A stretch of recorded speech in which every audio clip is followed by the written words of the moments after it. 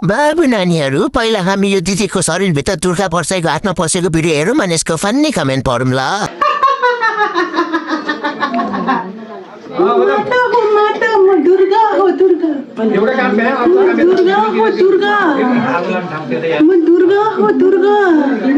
त्यो भनेको राक्षस शक्ति हो ल सुरु गरौँ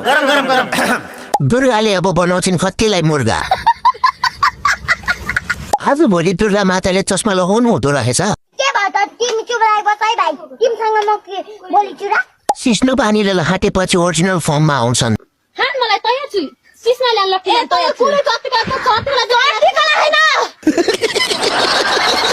यो रोगलाई विदेशतिर डिमेन्सिया भनिन्छ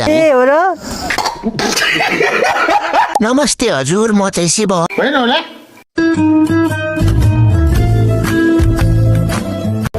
हिरो भन्दैछ यस्तो हान्छु दुनियाँको धम्की खाएर भिडियो बनाउनु पर्छ अझै पनि कसैले फलो गर्दैनन् यार मलाई रोइ तिमी क्या हो